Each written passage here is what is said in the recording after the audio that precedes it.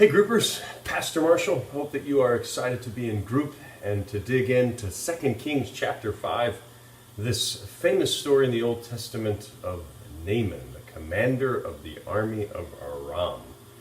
Very exciting. Well, to get things started, I just get you talking. I think you'll enjoy this conversation. Just when you think of American military, when you think of American military leaders, who comes to your mind? I think of Stormin Norman Schwarzkopf. Of course, he led the military when we were in Desert Storm, and that was when I was 18 and potentially was going to get drafted, so I remember him. I remember a little factoid. He had an IQ of 168. At least that's where they tested him. It's sort of hard to test IQs when they're that high, they say. Well, I wonder about you. How many of you can think of your favorite military leader, and do you know any little factoids about that military leader? And then let's turn the coin over. And how about commanders of some other nation's military? When you think of another nation's military, who do you think of? I think of Fidel Castro, probably because of the Cuban Missile Crisis, and that was my parents' era, so I heard his name a lot. I don't know any factoids about him other than he was 6'2". Well, just get talking about that, and obviously the reason that we're talking about that is because of Naaman. Here is the commander of the army of Aram, which is Syria. This is a time of tenuous peace between Israel and Syria. They had certainly been at war plenty of times. What I'd like you to do to begin with, look at verse 1. What does it say that the Lord did for Naaman in verse 1? I think that's very interesting. Now, second, leprosy. The best evidence that we have for what the Bible calls leprosy is today's Hansen disease.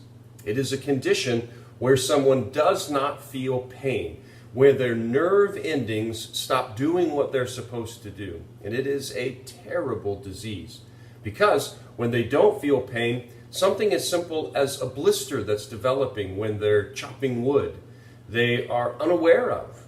Even sore muscles, they're unaware of. And so they drive themselves, it's not exactly the right word, they just keep doing things not knowing that they're doing damage to themselves. I wonder if any of you have ever been to the leper colony in Hawaii. What was that like? And then, has anybody in your group read Philip Yancey's book, Where is God When It Hurts? It's one of the first books that I read as a Christian when I was really getting excited about my Christian faith, and powerful book by Philip Yancey. If you haven't read it, I'd encourage you to read it. If you have read it, maybe you would share with your group what your reflections on that book was. It's a book about people with leprosy, modern day leprosy. Well, second major character in the story is Elisha. Now, we want to make sure that we keep him separate from Elijah, his predecessor. What factoids do you know about Elisha? Not Elijah, but Elisha. What do you know about him? Talk about that character. And then let's talk about two reactions in this story. First, the king of Israel's reaction to Naaman when he arrives. Why do you think the king of Israel reacted this way? What do you think his political motivation was? And do you think that he had a personal motivation for reacting this way? And then second, Naaman's reaction to Elisha not coming out and seeing him when he arrived for the healing. Why do you think that Elisha didn't come out to see him? And why do you think that Naaman reacted the way that he did? Pretty strong reaction both by the king and by Naaman. I think you could talk about that. That would be good. Well, every week I challenge you to also talk about what are your favorite things in this passage and what are the things that you don't like.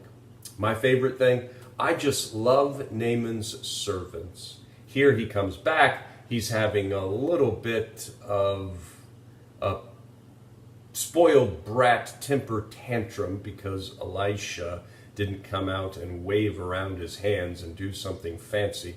And so he comes back kind of pitching a fit. And I just love what his servants say. They said, if he had said for you to do something big, you would have done it, but because he asked you to do something simple, you didn't do it? So many times that's the way it is for us in life. And then, what do you not like? Well, I don't like the king of Israel's response. I think the king of Israel had an amazing opportunity here to demonstrate the faith that Israel had, that we have power as followers of God over the darkest things in life. And yet the king of Israel didn't react very faith-filled in the story. I think he missed an opportunity.